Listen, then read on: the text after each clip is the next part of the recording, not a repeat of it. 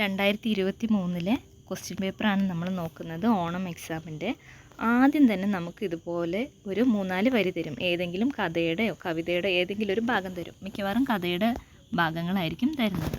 Okay, അപ്പോൾ തന്നിട്ട് അത് നമ്മൾ നന്നായിട്ട് വായിക്കുക. ഒരു 2-3 വട്ടം വായിക്കുമ്പോൾ നമുക്കത് മനസ്സിലാകും, കുറച്ചെങ്കിലും മനസ്സിലാകും. എന്നിട്ട് താഴെ തന്ന ചോദ്യങ്ങൾ നന്നായിട്ട് വായിച്ചിട്ട് അതിന് ഉത്തരം എഴുതുക. അപ്പോൾ ആദ്യം തന്നെ ക്വസ്റ്റ്യൻ പേപ്പറിൽ ഇങ്ങനെയായിരിക്കും ഉണ്ടാവുക. ആദ്യത്തെ ക്വസ്റ്റ്യൻ. ഓക്കെ, രണ്ടാമത്തെ ക്വസ്റ്റ്യൻ വന്നിട്ട് നമുക്ക് ഇവിടെ ഒരു കവിത തരും. ഇത് നമുക്കറിയുന്ന കവിതയാണ്. എന്നിട്ട് കവിത തന്നിട്ട് ഇവിടെ ചോദിച്ചത് തൂക്കാന്ത ശബ്ദം എഴുതാനാണ്. തൂക്കാന്ത ശബ്ദം എന്ന് പറഞ്ഞാൽ എന്താ? റൈമിങ് വേർഡ്സാണ്. അതായത് നമ്മുടെ വരികളിലെ കവിതയിലെ വരികളിലെ അവസാനത്തെ വാക്കുകൾ ഒരുപോലെയാണെന്നുണ്ടെങ്കിൽ അതാണ് റൈമിങ് വേർഡ്സ്. ഇവിടെ നമുക്ക് എക്സാമ്പിൾ തന്നിട്ടുണ്ട് താര, പ്യാര. അതുപോലെ ഒരെണ്ണമാണ് ഹമാര, താര, അല്ലേ? അതുപോലെ തന്നെ ഹമാര, സംവാര എല്ലാം കൊടുത്തിട്ടുണ്ട്. അപ്പോൾ അതൊക്കെ നോക്കിയെടുത്ത് എഴുതുക. ഒരുപോലെ ആയിരിക്കണം നമ്മൾ പാടുമ്പം അവസാനം വരേണ്ടത്. ഓക്കെ, ഇനി അടുത്തത് ആ കവിതയിൽ നിന്ന് തന്നെ കുറച്ച് മാച്ച് ദ ഫോളോയിങ് ചോദിച്ചിട്ടുണ്ട്. ഓക്കെ, മാച്ച് ദ ഫോളോയിങ്ങിൽ ആദ്യത്തേത് വന്നിട്ട് സത്യ അഹിംസാക്ക എന്നിട്ട് ചോദിച്ചിട്ടുണ്ട്. അപ്പം നമുക്കിവിടെ കണ്ടാലറിയാം സത്യ അഹിംസാക്ക രഘുവാര. അപ്പോൾ അടുത്തത് എന്താ? ബലിദാനോനെ സംവാര. ജഗ്മഗ് എന്താ? ജഗ്മഗ് താര. പിന്നെ ജാൻസെ പ്യാര ദേശ്, അതാണ് അവസാനത്തത്. ഓക്കെ, അപ്പം നമുക്ക് ഈ കവിത വായിച്ചാൽ തന്നെ ഇതിൻ്റെ ഒക്കെ ആൻസർ കിട്ടും. ഇനി അടുത്തത് നമുക്ക് ബാദൽദാനിയിലെ ഒരു 3-4 വരികൾ കൊടുത്തിട്ടുണ്ട്. എന്നിട്ട് എന്താണ് ചോദിച്ചത്? ഇതിന്ന് ഇനി 2 ക്വസ്റ്റ്യൻസ് ചോദിച്ചിട്ടുണ്ട്. അത് നോക്കി എഴുതാനാണ്. ഓക്കെ, कवितांश में पानी का समान अर्थ वाला शब्द कौन सा है?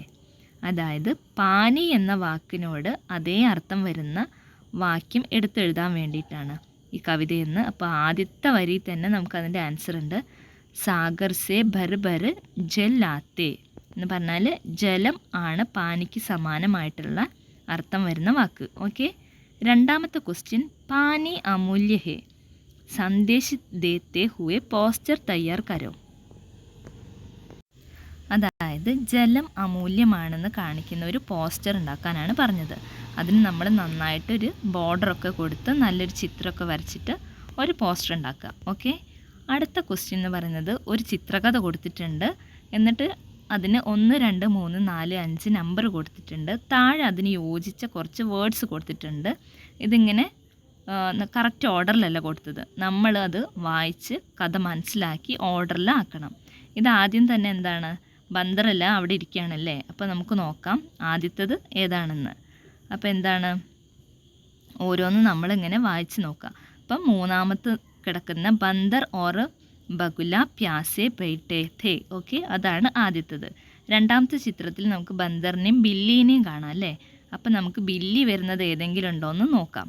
അപ്പം ബില്ലിന്ന് വരുന്ന ഏതെങ്കിലും ഉണ്ടോ? വായിച്ച് നോക്കാം, ഓരോന്ന് വരിക.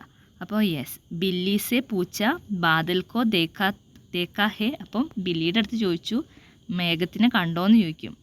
അപ്പം മൂന്നാമത് എന്താ വരുന്നത്? ബില്ലിനെ കഹാ ബാദൽ ബണ്ടേ ബബൂൽ മേ ഫംസാ ഹേ. അപ്പോൾ ബില്ലി അതിനുത്തരം പറഞ്ഞു കൊടുക്കും. എവിടെയാണ്? മേഘം കുടുങ്ങി കിടക്കുകയാണെന്ന് പറയും, അല്ലേ? അപ്പോൾ ഇവരെന്ത് ചെയ്യും? സബ്നെ മിൽക്കർ ബാദൽക്കോ ബച്ചായ. എല്ലാവരും കൂടി ചേർന്നിട്ട് മേഘത്തിനെ രക്ഷിക്കും. എന്നിട്ട് അവസാനം എന്ത് ചെയ്യും? സബ് ഖുഷീസെ നാച്നെ ലഗെ. നാച്ച് എന്ന് പറഞ്ഞിട്ടുണ്ടെങ്കിൽ ഡാൻസ് കളിക്കുക, അല്ലേ? ഡാൻസിനെയാണ് നാച്ച് എന്ന് പറയാം. അപ്പോൾ എല്ലാവരും കൂടി ഡാൻസ് കളിച്ചു. ഓക്കെ, അടുത്ത ക്വസ്റ്റ്യൻ നമുക്ക് ഇതുപോലൊരു ചിത്രം തരും. എന്നിട്ടോ ഇത് നോക്കിയിട്ട് വേണം ഇനി അടുത്ത ഉത്തരം എഴുതാൻ. അപ്പം ചിത്രക്കെ കിസി ഏക്ക് ജാൻവർ കാ നാം ലിഖോ. അപ്പോൾ ഈ ചിത്രത്തിലുള്ള ഏതെങ്കിലും ഒരു മൃഗത്തിൻ്റെ പേരെഴുതണം. ഓക്കെ, ചിത്രക്കെ ആധാർ പർ വിവരൺ തയ്യാർ കരോ.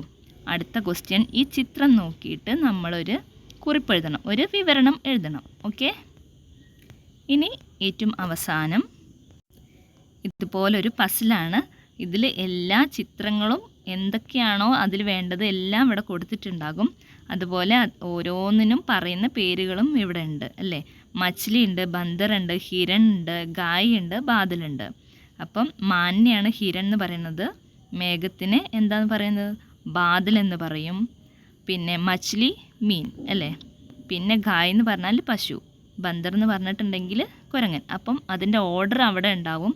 ഓരോ ചിത്രത്തിൻ്റെ മുകളിലും നമ്പർ ഉണ്ട്. അത് നോക്കി ഏത് നമ്പറിലാണോ ഉള്ളത് അത് നമ്മൾ ഫില്ല് ചെയ്യുക. ഓക്കെ, അത്രയേ ഉള്ളൂ. അപ്പോൾ നന്നായിട്ട് പഠിച്ചിട്ട് എക്സാമിന് പോവാം. All the very best.